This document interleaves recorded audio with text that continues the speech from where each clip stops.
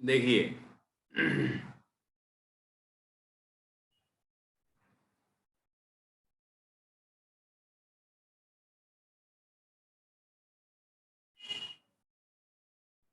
यहाँ हमने अभी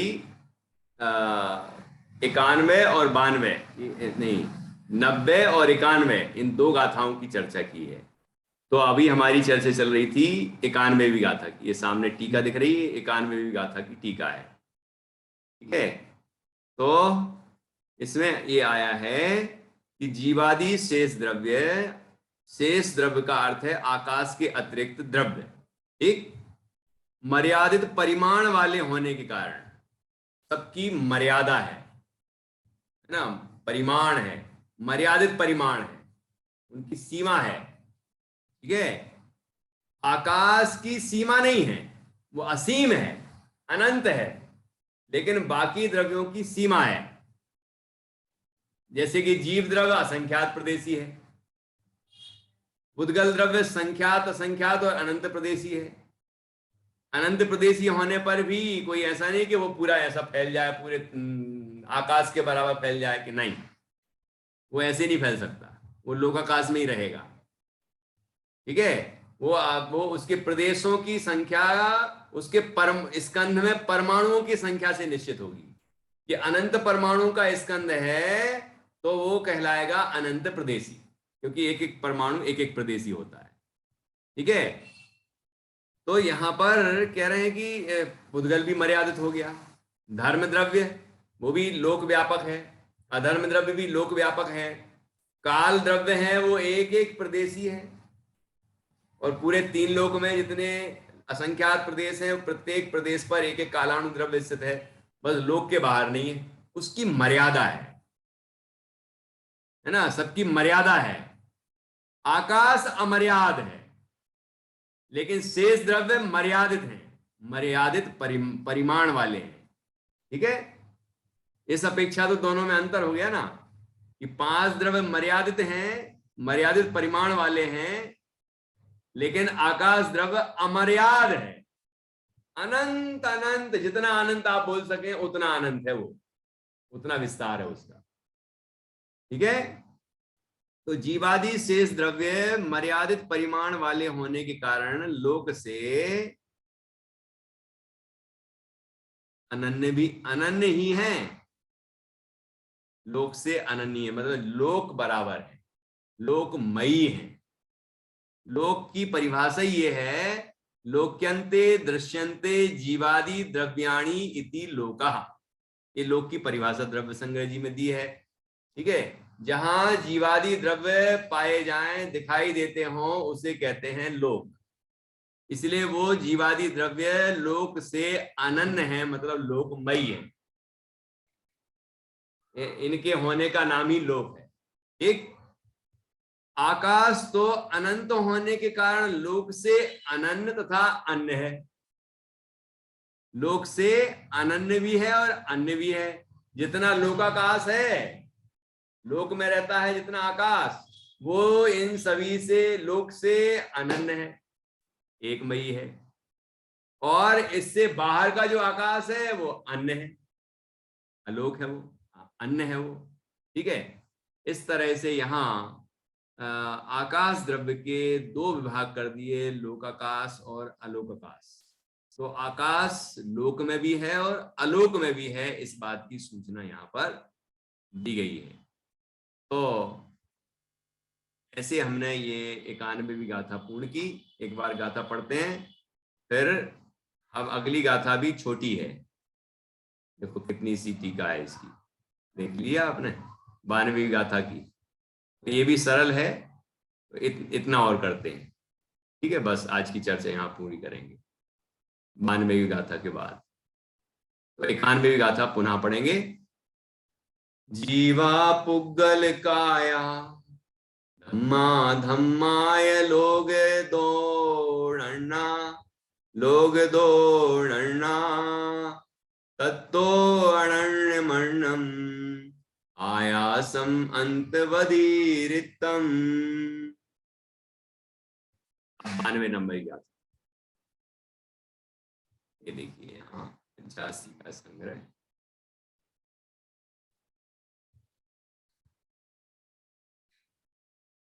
इसमें 92वीं गाथा में आकाश में गति हेतु तथा स्थिति हेतुत्व मानने में दोष।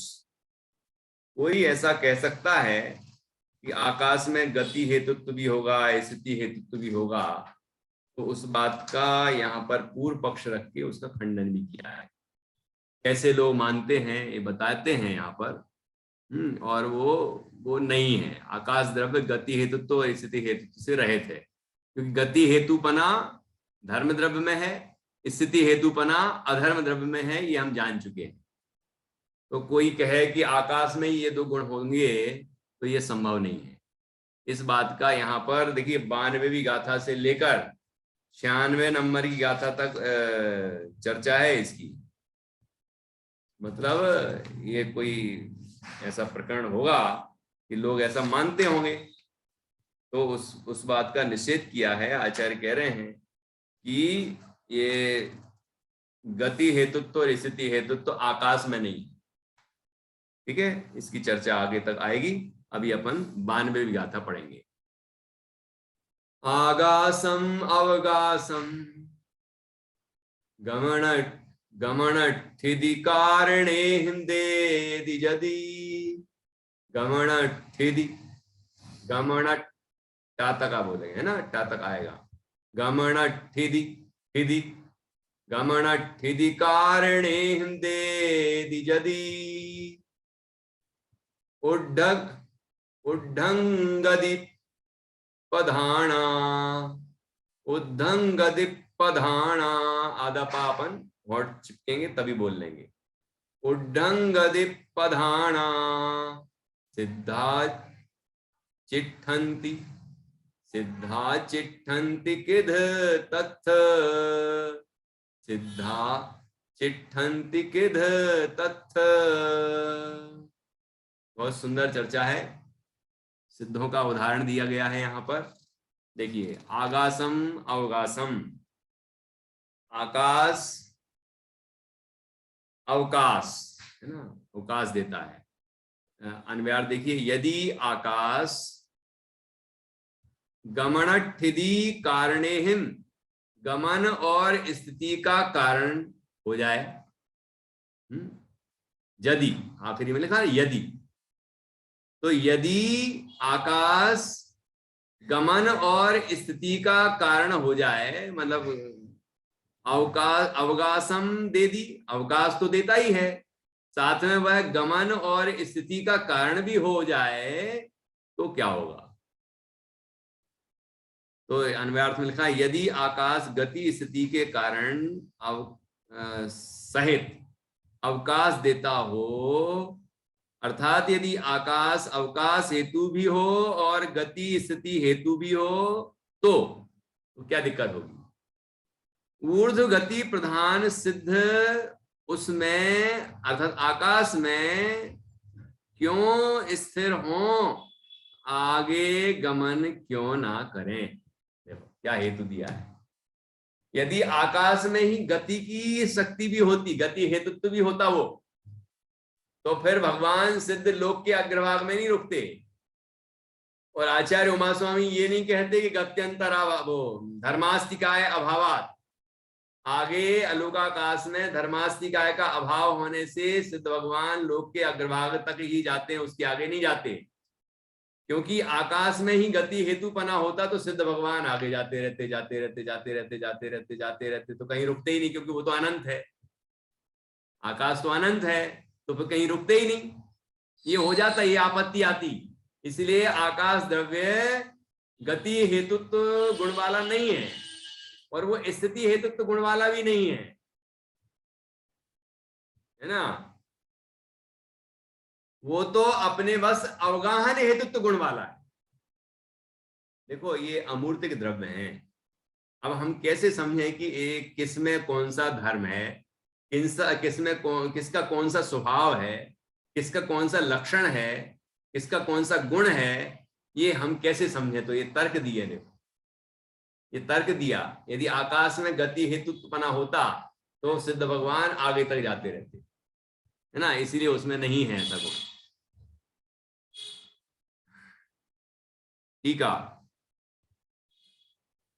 जो मात्र अवकाश का ही हेतु है, ऐसा जो आकाश, उसमें गति स्थिति हेतुत्व भी होने की शंका की जाए तो दोष आता है, उसका यह कथन है।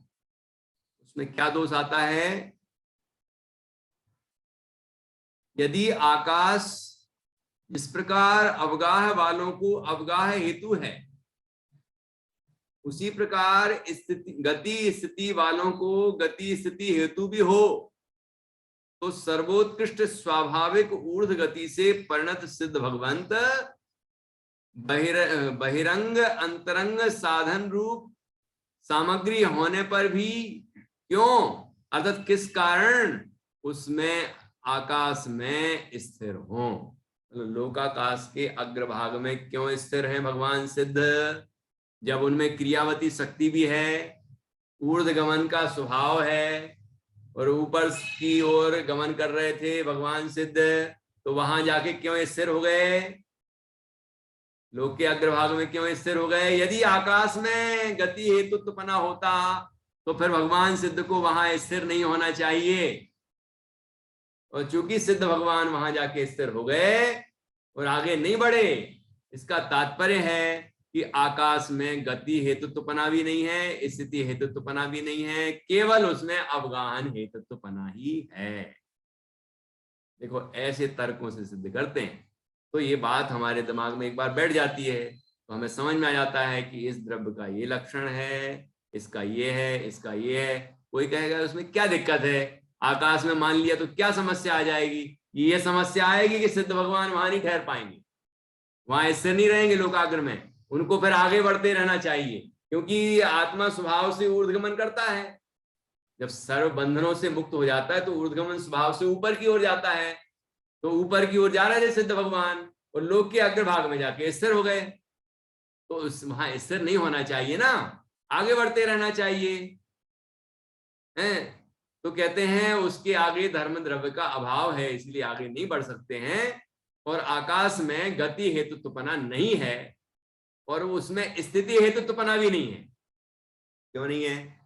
क्योंकि गति पूर्वक स्थिति आकाश के कारण नहीं होती, गति पूर्वक स्थिति आकाश के कारण नहीं होती, वो अधर्म द्रव्य के कारण होती है। ठीक है, इस प्रकार यहाँ 92 नंबर की गाथा में ये समझ लीजिए इस प्रकरण की पहली गाथा है, जिसमें ये बताया गया है कि आकाश द्रव्य में अवगाहनत्व गुण ही है, उसमें गति हेतुत्व गुण और स्थिति हेतुत्व गुण नहीं है। ठीक है, एक बार फिर से प्राकृत से देखते हैं। अवगासम मतलब आकाश, अवकाश अवगासम, आगासम अवगासम, आकाश अवकाश देता है, दे दी है ना, देता है। गमन ठिदी कारणे हिन यदि, यदि वह गमन ठिदी कारण भी हो तो क्या होगा? उड्ढंगति प्रधाना, ऊर्ध्व गति प्रधान, ऊर्ध्व गति गुण वाले सिद्धा सिद्ध भगवान चिट्ठन्ति अर्थात तिष्ठन्ति, रुक जाते हैं, ठहर जाते हैं, स्थिर हो जाते हैं। किध तत्थ, तत्र मतलब वहां, किध अर्थात कैसे, लोक के अग्रभाग में कैसे ठहर जाते हैं, कैसे रुक जाते हैं? यदि आकाश में ये गुण हो गति और स्थिति का, तो उन्हें आगे ही बढ़ते रहना चाहिए, लेकिन ऐसा नहीं है, क्योंकि ये गुण गति हेतुत्व का गुण धर्म द्रव्य में है, स्थिति हेतुत्व का गुण अधर्म द्रव्य में है, अवगाहन हेतुत्व का गुण आकाश द्रव्य में है। ठीक है, और परिणमन हेतुत्व का गुण अभी आगे आएगा, काल द्रव्य में है, पहले भी आया था। चेतना गुण वह जीव में है, और स्पर्श रस गंध वर्ण वंता पुद्गला, ये पुद्गल के गुण हैं। ठीक है, सबके अपने अपने विशेष गुण हैं, तो वो उनमें ही रहेंगे, अन्य में नहीं रहेंगे। ऐसी बात हमें अच्छी तरह से समझना चाहिए। ऐसी ही वस्तु व्यवस्था है, और ये वस्तु व्यवस्था कितनी सुंदर है, व्यवस्थित है। तो इससे हमें ये समझना चाहिए कि सब द्रव्य अपना अपना काम करते हैं, तो मैं अपना काम ही क्यों नहीं करता हूं? मैं भी वास्तव में अपना ही काम करता हूं, लेकिन अपने काम को भूलकर हम व्यर्थ की चेष्टाएं करते हैं। अपना काम है मात्र जानना, मेरा काम है ना, ज्ञान मात्र स्वभाव है हमारा, और ज्ञान मात्र भाव में अनंत भेद गर्भित है, ऐसा नहीं समझना ज्ञान मात्र कहते हैं तो ज्ञान। ऐसा प्रश्न आचार्य अमृतचंद स्वामी ने उठाया समय सार जी में, ज्ञान मात्र पूरे समय सार में लिखा, तो परिशिष्ट में उन्होंने खुलासा किया कि ज्ञान मात्र का अर्थ ये नहीं समझ लेना कि ज्ञान ही मात्र है आत्मा में, ज्ञान मात्र भाव में अनंत भेद गर्भित है, मतलब उसमें अनंत शक्तियां, अनंत गुण, धर्म, आत्मा का संपूर्ण वैभव उस ज्ञान में है, शामिल है। मात्र शब्द से नोकर्म, द्रव्य कर्म, भाव कर्म, परद्रव्य, प्रभाव सबका निषेध है। जैसे 1 करोड़ रुपए मात्र में, 1 करोड़ तो है ना, 1 रुपया भी है उसमें, लेकिन 1 करोड़ से आगे के रुपए नहीं है उसके अंदर, मात्र से अन्य का निषेध किया है, ऐसा यहां पर समझना है। तो इस तरह ज्ञान मात्र भाव है, ठीक है। तो सभी द्रव्यों के अपने अपने स्वभाव हैं, अपना अपना परिणाम है, अपनी अपनी शक्तियां हैं। ऐसी आकाश की भी अपनी शक्ति है, और आगे भी और चर्चा आएगी, उसकी चर्चा भी हम करेंगे। यहाँ पर सिद्ध भगवंतों का उदाहरण देके बहुत सुंदर चर्चा की है। अब यहाँ हम एक गाथा 92वीं गाथा पूर्ण करते हैं, और यहाँ अब 93वीं गाथा की चर्चा कल आएगी, और उसमें हम इस विषय को और आगे बढ़ाएंगे, जिसमें पूर्व गाथोक्त गति पक्ष संबंधी कथन के बाद अब स्थिति पक्ष का कथन। अभी तो गति पक्ष का आ गया ना, कि गति के लिए उदाहरण दे दिया ना, अब स्थिति संबंधी भी एक चर्चा आएगी, तो वो अपन आगे करेंगे 93वीं गाथा में। चलिए, तो यहाँ अपन ये बात आज की पूर्ण करते हैं। जिनवाणी स्तुति, किसी को कोई शंका हो पूछ सकते हैं, कुछ बताना हो, कुछ पूछना हो। चलिए, जिनवाणी स्तुति।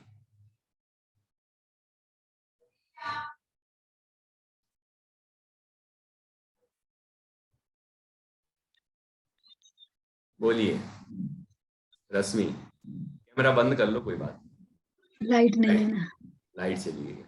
बोलिए। निज निधि निज में बताई, यह अनंत उपकार है, उसके लिए जिनवाणी माँ को वंदना सतबार। गुरुद्वारा सांग जिनवाणी माता की जय, महान जिन धर्म की जय। सभी नौवार नमो का माध्यम से करें।